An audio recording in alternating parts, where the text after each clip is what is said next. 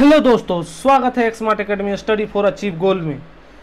हम लोग physics chapter कर रहे हैं और फिजिक्स का बहुत ही बेहतरीन टॉपिक प्रकाश जो हम लोगों ने स्टार्ट किया हुआ है, उसके 3 टॉपिक हम लोगों ने बहुत ही अच्छे तरीके से कंप्लीट कर लिया है। और आज का जो ये चौथा टॉपिक है, प्रकाश का परावर्तन। क्या है? प्रकाश का परावर्तन। और आप जानते हैं किसी भी एग्जाम के लिए साइंस में प्रकाश का क्वेश्चन कितने ज़्यादा पूछे जाते हैं। तो उन सभी क्वेश्चनों को देखिए, प्रकाश में सबसे ज़्यादा क्वेश्चन इसी से आते हैं, रिफ्रैक्शन ऑफ लाइट से, यानी प्रकाश का परावर्तन से। और प्रकाश के परावर्तन में हम लोग 3 प्रकार का परावर्तन पढ़ेंगे, एक गोलीय दर्पण के परावर्तन, एक समतल दर्पण के परावर्तन, एक परावर्तन के नियम को। इन तीनों ही टॉपिक्स के, इन तीनों ही सब टॉपिक्स को हम लोगों ने मिलाकर एक वीडियो में बना के आप लोगों के लिए लाया है। तो इस वीडियो को देखना ना भूलें, अंत तक देखें। और बहुत सारे ऐसे क्वेश्चन हैं जो अंत में आपको मिलेंगे, जो रिपीटेड बार पूछे गए हैं, बहुत ज़्यादा बार ये क्वेश्चन पूछे गए हैं। तो चलिए अंत तक बने रहिएगा। स्टार्ट करते हैं हमारा आज के सेशन। और आज का सेशन स्टार्ट करने से पहले मैं आप लोग को बता दूं कि हमने पहले क्या क्या कर रखा है। नेचर ऑफ लाइट कर रखा है, स्कैटरिंग ऑफ लाइट कर रखा है, और आज हम लोग करने वाले हैं रिफ्रैक्शन ऑफ लाइट। क्या करने वाले हैं? Refraction of light.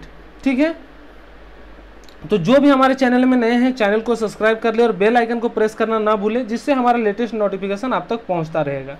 तो स्टार्ट करते हैं आज का क्वेश्चन। और आज का पहला क्वेश्चन है कि जब प्रकाश किसी चमकीली सतह पर आपतित होता है तो परावर्तन की घटना घटित होती है, यह कैसी है ना? कि कैसी परावर्तन की घटना जो होती है वो घटित होती है, इस बारे में पूछ रहा है। अनियमित, विसरित, नियमित या सामान्य। तो देखिए, इसका एक साधारण सा क्वेश्चन पे ही इसका लॉजिक छुपा हुआ है। चमकीली सतह पर, तो चमकीली सतह पर हमेशा कैसा परावर्तन होगा? नियमित परावर्तन होगा। कैसा परावर्तन होगा? नियमित परावर्तन होगा। आप लोगों के लिए मैंने एक डायग्राम भी रखा है, डायग्राम से समझने की कोशिश कीजिएगा। देख लीजिए, ये है डायग्राम कि नियमित परावर्तन क्या होता है कि जब इस प्रकार के परावर्तन में प्रकाश की किरणें किसी समतल चिकने परावर्तक पृष्ठ पर समांतर दिशा में आपतित होती है, तो परावर्तन के पश्चात भी परावर्तित किरणें समांतर ही बनी रहती है। जैसा कि आप देख रहे हैं, जितना डिस्टेंस से यहाँ आ रहा है उतना ही डिस्टेंस से जा रहा है। तो ये हो गया प्रकाश का परावर्तन। अब देखिए, ये होता कैसे है कि सर ये एक पृष्ठ सतह है, ठीक है, ये एक पृष्ठ सतह है और यहाँ से प्रकाश आ रही है। ध्यान दीजिएगा, यहाँ से प्रकाश आ रही है और यहाँ जा रही है। तो देखिए, ये क्या हो गया? ये आपतित हो गया। आपतित यानी आ रही है और ये परावर्तित यानी जा रही है। तो आपतित और परावर्तित के बीच में एक लाइन खींचा जाता है जिसे कहते हैं अभिलंब। और इन दोनों के बीच का जो कोण होता है, यानी इंसिडेंट रे और रिफ्लेक्टेड रे का जो एंगल होता है, वो दोनों ही क्या होता है? बराबर होता है। ये परावर्तन का नियम है, I बराबर R। उसके बाद क्या है और एक नियम कि आपतित किरण, परावर्तित किरण, अभिलंब तीनों ही उस तल के एक बिंदु पर स्थित होते हैं, जिसे क्या कहते हैं? यह प्रकाश के परावर्तन का नियम है। 2 नियम क्या है? एक तो हो गया सर I बराबर R, और दूसरा क्या है कि आपतित किरण, परावर्तित किरण और अभिलंब तीनों ही तल के एक ही बिंदु पर अवस्थित होते हैं, इसे ही क्या कहते हैं? प्रकाश के परावर्तन का नियम कहते हैं। तो ये I बराबर R ही बता रहा है कि जब भी और दूसरा भी आएगा तो वो यानी इसके समांतर होगा और ये भी इसके समांतर होगा, यानी आपतित किरण के समांतर होगा और परावर्तित किरण के समान होगा। ये चीज इस क्वेश्चन से हम लोग समझेंगे। ठीक है, नेक्स्ट क्वेश्चन की ओर चलते हैं। नेक्स्ट क्वेश्चन है, वास्तविक प्रतिबिंब पाने के लिए एक वस्तु 20 सेंटीमीटर फोकस दूरी वाले अवतल दर्पण से 30 सेंटीमीटर की दूरी पर रखी हुई, तो दर्पण से प्रतिबिंब की दूरी क्या होगी? अब देखिए, एक न्यूमेरिकल जैसा है। आप लोग को पता होगा दर्पण सूत्र, और दर्पण सूत्र से क्वेश्चन भी आता है कि यह निम्न में से कौन सा दर्पण सूत्र है। ठीक है, तो मैं बता दूं, दर्पण सूत्र क्या होता है? 1/f = 1/u + 1/v। ये क्या है? तो देखिए, ये है दर्पण सूत्र 1/f = 1/u + 1/v। अब यहाँ पर देख क्या रखा है? 20 सेंटीमीटर फोकस दूरी पे, यानी फोकस दे रखा है 1/20 हो जाएगा यहाँ f का मान। और चूंकि यह माइनस में होगा, जैसा कि आप जानते हैं कैसे होगा? माइनस में होगा। आप लोग को बताएंगे माइनस में कैसे होगा, पहले भी बताएं और फिर से बताएंगे एक बार, तो अभी टेंशन नहीं लेना है। u भी क्या होगा? माइनस में होगा, ये भी बताएंगे। और भी हमको फाइंड आउट करना है, यही चीज़ हमको फाइंड आउट करना है। तो जब भी हम v निकालेंगे तो v का मेरा 1/v का वैल्यू आएगा 1/60, और v = क्या हो जाएगा? 60 हो जाएगा। कैसे होगा? तो आप ये एलसीएम करके देख सकते हैं। देखिए 20 और 30 का एलसीएम लेंगे तो 60 होगा, और 23 जा 60 और 32 जा 60, तो 3 में 2 जाएगा तो 1, यानी 1/60। तो ये कैलकुलेशन आप कॉम्पिटिटिव स्टूडेंट्स के लिए बहुत ही ज़रूरी है, आसान सा कैलकुलेशन जल्दी से कर पाएँ। तो इस आधार पर v का वैल्यू क्या आ जाएगा, -60 आएगा, लेकिन हम लोग को +60 में रखना है, ठीक है। तो ये हो गया हमारा कैलकुलेशन कि जो दर्पण की प्रतिबिंब की जो दूरी होगी वो कितनी होगी, 60 सेंटीमीटर होगी, यानी ऑप्शन ए जो होगा ये करेक्ट हो जाएगा। लास्ट में दर्पण सूत्र के बारे में बहुत ही बेहतरीन क्वेश्चन है, मैं उस पर सारा कुछ बताऊंगा, किसमें F+ होगा, किसमें F- होगा, किसमें U+- होगा, किसमें V+- होगा, ये सभी चीज़ हम लोग बताने वाले हैं, तो अंत तक बने रहिए, ठीक है। नेक्स्ट क्वेश्चन की ओर बढ़ते हैं। नेक्स्ट क्वेश्चन है कि एक समतल दर्पण द्वारा बनाई गई छवि विशेषताएं हैं, है ना। अब बोल रहा है कि एक समतल दर्पण है, उसके द्वारा जो छवि बनाई जाएगी वो कैसी कैसी प्रतिबिंब होगी, ये चीज़ बात, ये क्वेश्चन हमसे पूछा जा रहा है कि छवि की विशेषताएं क्या होगी। मैं आप लोगों को बता दूं, इसका आकार समान होगा, सीधी होंगे और पार्श्व तौर पर उल्टी होंगे, है ना, पीछे के तौर पर उल्टी होंगे और आभासी होंगे, यानी ऑप्शन ए जो है वो करेक्ट हो जाएगा। ऑप्शन ए करेक्ट हो जाएगा, क्यों? क्योंकि उसमें समान आकार, सीधी, पार्श्व तौर पर उल्टी और पर आभासी है, ये चारों ही ऑप्शन क्या है, करेक्ट है, इसीलिए ऑप्शन ए जो होगा यहाँ सही हो जाएगा, ठीक है। नेक्स्ट क्वेश्चन की ओर बढ़ते हैं, और नेक्स्ट क्वेश्चन हमारा है, अवतल दर्पण के वक्रता की त्रिज्या 30 सेंटीमीटर है, कार्टेशियन साइन कन्वेंशन के अनुसार इसकी फोकल लंबाई को किस तरह व्यक्त किया जाएगा। अब कार्टेशियन का साइन नियम है जो मैं आप लोग को अंत में बताने वाला हूं, है ना। तो बोल रहा है कि त्रिज्या 30 सेंटीमीटर है, और ध्यान दीजिएगा अब गोलीय दर्पण का जो प्रश्न है वो स्टार्ट हो गया, यानी रिफ्लेक्शन फ्रॉम स्फेरिकल मिरर, ठीक है। तो बोल रहा है कि 30 सेंटीमीटर त्रिज्या वाला का फोकस लेंथ क्या होगा, वो भी कार्टेशियन साइन के अनुसार। तो कार्टेशियन साइन के अनुसार आप जानते हैं F क्या होता है, R/2 होता है, F R/2, तो R/2 करेंगे यानी 30/2, तो 30/2 क्या हो जाएगा, 15 हो जाएगा। अब यहाँ बात रहा है कि साइन प्लस में होगा कि माइनस में होगा, तो कार्टेशियन के अनुसार अवतल में क्या होता है, माइनस में होता है, यानी F-, यानी ऑप्शन ए जो करेक्ट हो जाएगा, -15 सेंटीमीटर, ठीक है। ये सभी कॉन्सेप्ट कार्टेशियन के आधार पर दिए गए हैं कि किस पे प्लस होगा, किस पे माइनस होगा, तो वो सभी हम लोग करने वाले हैं, अंत तक बने रहे। तब जितना भी क्वेश्चन आएगा, गोलीय दर्पण का क्वेश्चन आएगा। देखिए अगला क्वेश्चन है, उत्तल दर्पण का प्रयोग किसमें किया जाता है। अब बोला उत्तल दर्पण का जो प्रयोग है वो किसमें किया जाता है, वाहनों के रियर में मिरर में, शीशे की खिड़कियों में, मेकअप दर्पण में, या कैलिडोस्कोप में। ये सभी चारों में पूछा जा रहा है कि किसमें ऐसा है जो उत्तल दर्पण का प्रयोग किया जाता है। तो उत्तल दर्पण का प्रयोग किसमें किया जाता है, वाहनों के रिव्यू मिरर, यानी पीछे की दृश्य को देखने के लिए किया जाता है। और उसके बाद मैं आप लोगों को बता दूं कि उत्तल दर्पण किसमें और किया जाता है, चिकित्सक में, कान के अंदर के भाग को देखने के लिए, है ना, नाक के भाग को देखने के लिए, गले के भाग को देखने के लिए, इन सभी आंतरिक भागों के देखने के लिए अवतल दर्पण का प्रयोग किया जाता है। किसका प्रयोग किया जाता है, अवतल दर्पण का प्रयोग किया जाता है। और भी अवतल दर्पण के प्रयोग है, जैसे टॉर्च में, सर्च लाइट में, वाहनों के हेडलाइट में, ये सभी में किसमें अवतल दर्पण प्रयोग किया जाता है। लेकिन रियर मिरर वैल्यू जो है उसमें, और लैंपों के शीशों में किसका प्रयोग किया जाता है, उत्तल दर्पण का किया जाता है। नेक्स्ट क्वेश्चन की ओर चलते हैं, और नेक्स्ट क्वेश्चन है, जिस बिंदु पर सभी किरणें मिलती है को कहते हैं। जिस बिंदु पर सभी किरणें मिलती है उसको क्या कहते हैं, फोकस कहते हैं। क्या कहते हैं, फोकस कहते हैं। कि जिस बिंदु पर प्रकाश की सभी किरणें, जैसे इस तरह से है, ठीक है, दर्पण, ये अभिलंब है, ये C है और ये F है। अब जब भी कोई प्रकाश की किरण आएगी तो यहाँ से जाएगी, फोकस से जाएगी, इधर से कोई किरण जाएगी तो भी फोकस से जाएगी, यानी सभी कहाँ से जाते हैं, फोकस से जाते हैं। तो यहाँ इसका ऑप्शन क्या हो जाएगा, डी करेक्ट हो जाएगा, फोकस, ठीक है। फोकस या फोकल पॉइंट दोनों ही कहा जाता है, ठीक है, फोकस या फोकल बिंदु या फोकल पॉइंट। नेक्स्ट क्वेश्चन की ओर बढ़ते हैं। नेक्स्ट क्वेश्चन है, निम्नलिखित में से कौन सा दर्पण की प्रतिबिंब सतह पर स्थित है। अब कौन जो है ऐसा कि दर्पण के प्रतिबिंब सतह पर स्थित होता है, तो वो कौन होता है, पोल। कौन होता है, पोल होता है। कि गोलीय दर्पण के परावर्तक पृष्ठ पर मध्य बिंदु में जो स्थित होता है दर्पण का, उसको ध्रुव या पोल कहते हैं, समझ रहे ना। पोल दर्पण की प्रतिबिंब सतह पर स्थित होता है, जिसे किससे डिनोट किया जाता है, पी से डिनोट किया जाता है। किससे डिनोट किया जाता है, पी से, यानी ऑप्शन सी जो होगा वो पोल, पोल या ध्रुव, याद रखिएगा, पोल या ध्रुव। नेक्स्ट क्वेश्चन की ओर बढ़ते हैं। नेक्स्ट क्वेश्चन है कि एक दर्पण के वक्रता की फोकल लंबाई और त्रिज्या के बीच संबंध क्या है। तो फोकल लंबाई और त्रिज्या के बीच संबंध मैंने बताया था, क्या बताया था कि F = R/2 होता है। F = R/2, इसी को शॉर्ट फॉर्म में लिखें तो क्या हो जाएगा 2F = R, 2F = R। तो अब हम लोग देखेंगे इसमें कौन सा कंडीशन है, ये तो नहीं होगा, ये भी नहीं होगा, ये सही होगा, ये भी नहीं होगा, यानी ऑप्शन सी जो है करेक्ट है। R = 2F, क्या होगा R = 2F। नेक्स्ट क्वेश्चन की ओर बढ़ते हैं। नेक्स्ट क्वेश्चन है डैश को एक अभिसरण दर्पण भी कहा जाता है। किसे एक अभिसरण दर्पण कहा जाता है, इस बारे में पूछ रहा है कि किसे एक अभिसरण दर्पण भी कहा जाता है। तो मैं बता दूं अवतल दर्पण को एक अभिसरण दर्पण भी कहा जाता है। कैसे कहा जाता है, देखिए हम लोग फुल डिटेल में इसको पढ़ते हैं कि अवतल दर्पण की बनावट अंदर की ओर उभरी होती है। इन्हें आभासी दर्पण भी कहा जाता है क्योंकि यह अपने पर आपतित होने वाली प्रकाश की सभी समांतर किरणों का अभिसरण करता है, इसीलिए इसे अभिसरण दर्पण भी कहा जाता है।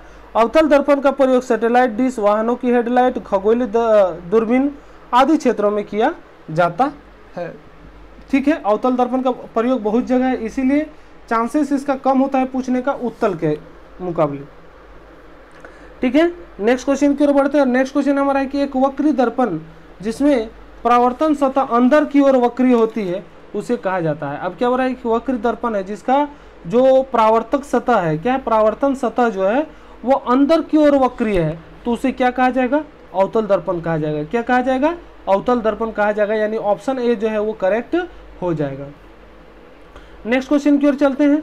नेक्स्ट क्वेश्चन देखिए, इस पर बहुत ही अच्छा से डिस्क्रिप्शन दिया हुआ है आप लोग के लिए, आप इसे पढ़ना चाहेंगे तो बहुत ही बेहतरीन होगा आप लोग के लिए, और ये आपको हमारे PDF से मिल जाएगा। और PDF कहाँ से मिलेगा, तो टेलीग्राम से। कहाँ से मिलेगा, टेलीग्राम से। तो टेलीग्राम में जुड़ना ना भूलें, एक्समार्ट एकेडमी ऑफिशियल सर्च करके जुड़ सकते हैं, या फिर डिस्क्रिप्शन में लिंक मैंने दे रखा है। और जो भी अभी तक हमारे वीडियो को लाइक नहीं किए हैं, लाइक कर दें और ज़्यादा से ज़्यादा शेयर करें, जिससे आपके जैसे और भी बच्चों का यह फायदेमंद हो सके।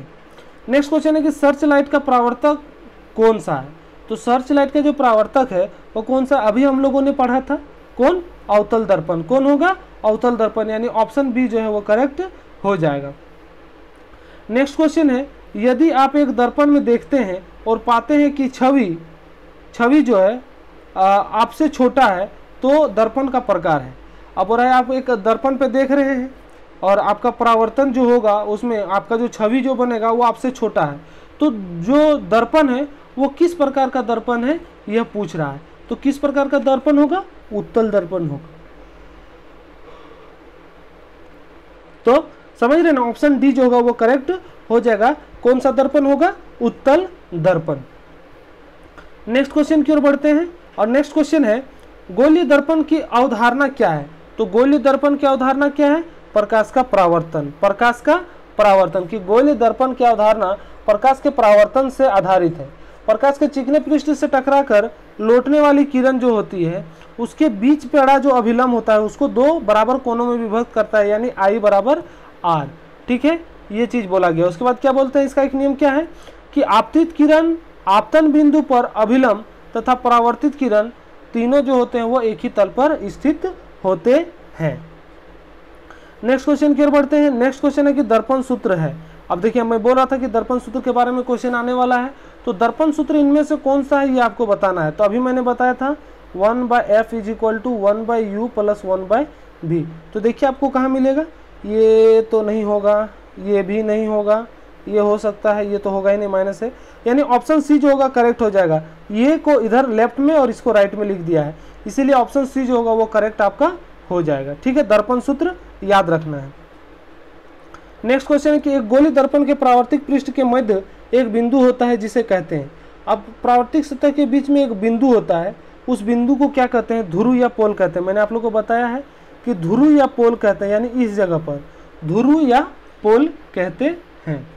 ठीक है, नेक्स्ट क्वेश्चन की ओर बढ़ते हैं। नेक्स्ट क्वेश्चन है वाहनों में अपनी व्यापक दृष्टि के लिए कौन सा दर्पण पीछे देखने के रूप में प्रयोग किया जाता है ना। अब बोल रहा है वाहनों द्वारा पीछे देखने के लिए जो प्रयोग किया जाने वाला दर्पण है वो कौन सा होता है, उत्तल होता है। कौन सा होता है, उत्तल दर्पण होता है, यानी ऑप्शन ए जो होगा वो करेक्ट हो जाएगा, उत्तल दर्पण।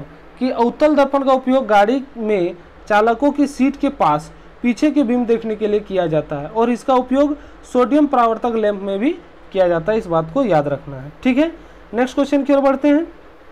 नेक्स्ट क्वेश्चन है गोलाकार दर्पण जिसकी परावर्तक सतह बाहर की ओर उभरी होती है कहलाता है। अब जिसका परावर्तक सतह बाहर की ओर उभरी होती है तो वो क्या कहलाता है? तो जो बाहर की ओर उभरी होती है उसे क्या कहते हैं? उत्तल दर्पण कहते हैं। क्या कहते हैं? उत्तल दर्पण कहते हैं। समझ रहे हैं ना? उत्तल दर्पण किसे कहते हैं? जो बाहर की ओर उभरी हुई,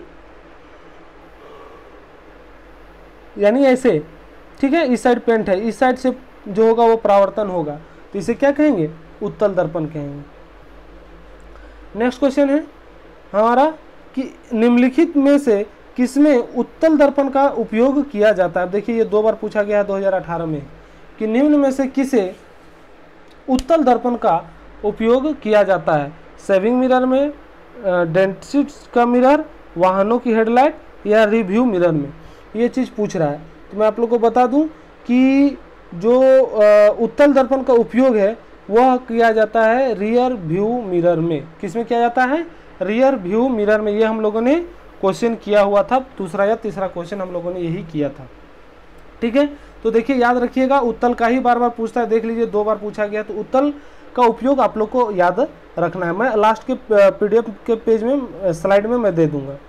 ठीक है, यदि किसी दर्पण की फोकल लंबाई 15 है तो यह, अब हो रहा है यदि किसी दर्पण की फोकल लंबाई 15 है तो वो क्या होगी? तो किसी का फोकल लंबाई 15 है तो वो क्या होगा? उत्तल दर्पण होगा। साइन से देख रहे हैं, है ना? साइन से हम लोग देखेंगे कि यह उत्तल दर्पण होगा।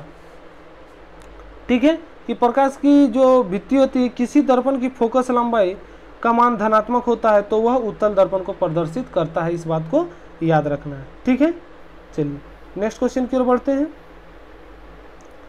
एक गोलाकार दर्पण जिसकी परावर्तक सतह अंदर की ओर मुड़ी होती है कहलाता है। अब एक गोलाकार दर्पण है जिसकी परावर्तक सतह किधर मुड़ी है? अंदर की ओर, तो ये कैसा होगा? अवतल होगा।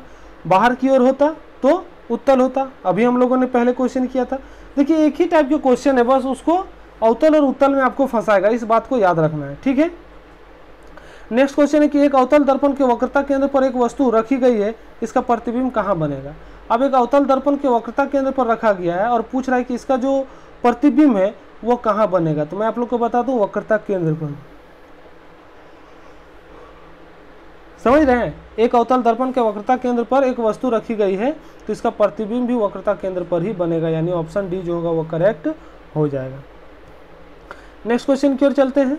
नेक्स्ट क्वेश्चन है यदि किसी अवतल दर्पण का आपतन कोण 30 डिग्री हो तो परावर्तन के कोण का मान होगा। आपतन कोण अब 30 डिग्री है तो परावर्तन कोण क्या होगा? मैंने अभी बताया कि आपतित किरण परावर्तित किरण के बीच में एक अभिलंब होता है, ये इसके 2 कोणों के बराबर में बांटता है, यानी I बराबर R। तो आपतन कोण दे दिया है यानी I दे दिया है, तो R क्या होगा? तो I बराबर R होता है, तो R भी क्या होगा? 30 डिग्री होगा, यानी ऑप्शन बी जो होगा वो करेक्ट हो जाएगा, 30 डिग्री। समझ रहे हैं ना? नेक्स्ट क्वेश्चन की ओर बढ़ते हैं। नेक्स्ट क्वेश्चन है, नेक्स्ट क्वेश्चन ये हमारा लास्ट क्वेश्चन था। अब मैं यहाँ पे देखिए NCERT का जो है वो दे रखा हूँ कि अवतल दर्पण द्वारा बीम की विभिन्न स्थितियों में बने प्रतिबिंब का, ये कि बीम की स्थिति अगर अनंत पर है तो प्रतिबिंब कहाँ बनेगी? फोकस पर। और इसका आवृत्ति क्या होगा? इसका प्राकृतिक क्या होगा? अत्यधिक छोटा होगा, बिंदु साइज का होगा, और वास्तविक एवं उल्टा होगा। ये चीज़ याद रखिएगा, ये क्वेश्चन पूछा जाता है। 2-3 क्वेश्चन ऐसे हैं जो पूछे गए, मैंने आपको PDF में दे रखा है, उसको देख लीजिएगा, है ना। 4 क्वेश्चन ऐसे हैं, एक टेक्नीशियन में पूछा गया था 2018 में, ALP में, और ग्रुप 2 में भी पूछा गया है 2018 में। क्वेश्चन 2-2 बार पूछा गया है, तो इसको ध्यान में रखना है। आप लोग को नेक्स्ट क्विज में ले लूँगा टेलीग्राम पे, तो टेलीग्राम पे जुड़ जाएं, आप लोग का क्विज वहाँ से हो जाएगा। अगर बीम जो है, वस्तु जो है वक्रता केंद्र यानी C से परे है तो F तथा C के बीच बनेगा, छोटा बनेगा, और वास्तविक तथा उल्टा बनेगा। तो ये सभी आप अपने से पढ़ लीजिएगा। इन सभी के बारे में मैं आपका क्विज करा दूंगा बहुत ही जल्द, और इससे जुड़े जो भी क्वेश्चन है थोड़ा बहुत मैं फेसबुक में डाल दूंगा, वहाँ से आप देख लीजिएगा। सर्च करना है आपको एक्समार्ट एकेडमी, और जो अभी तक वीडियो को लाइक नहीं किए हैं वीडियो को लाइक कर दीजिए, और जो सब्सक्राइब नहीं किए सब्सक्राइब कर दीजिए, और ज़्यादा से ज़्यादा वीडियो को शेयर करें। देखिए मैंने सब तरह का दे रखा है, आपको पढ़ लेना है। जो भी हमारे चैनल में नए हैं चैनल को सब्सक्राइब करना ना भूलें, और बेल आइकन को प्रेस कर ले, जिससे हमारा लेटेस्ट नोटिफिकेशन आप तक पहुँचता रहेगा। तो देखिए आगे हम लोग करने वाले हैं आवर्धन, प्रकाश का परावर्तन। ये दोनों हम लोग एक साथ करेंगे और बहुत ही अच्छे तरीके से करेंगे। तो जो भी हमारे चैनल में नए हैं चैनल को सब्सक्राइब करें, बेल आइकन को प्रेस करें। पीडीएफ के लिए टेलीग्राम ग्रुप में जुड़ना ना भूलें, सर्च करें टेलीग्राम पे एक्समार्ट एकेडमी ऑफिशियल और धाय से जुड़ जाएं। इंस्टाग्राम में क्विक रिवीजन के लिए आप जुड़ सकते हैं, स्टोरी पे बहुत बेहतरीन क्वेश्चन अपलोड किए जाते हैं। और फेसबुक पेज पे जुड़ना ना भूलें, क्योंकि वहाँ पर भी आपको जो प्रीवियस ईयर क्वेश्चन है उसका पूरा एक सेट मिल जाया करेगा, जिससे आपको बहुत ही ज़्यादा लाभ होने वाली है। तो जो भी हमारे चैनल को हमारे वीडियो को लाइक नहीं किए लाइक कर दे, जो भी चैनल को सब्सक्राइब नहीं किए सब्सक्राइब कर दे, और कमेंट करके जरूर बताएं आपको कैसे लगा, और ज़्यादा से ज़्यादा शेयर करें। धन्यवाद।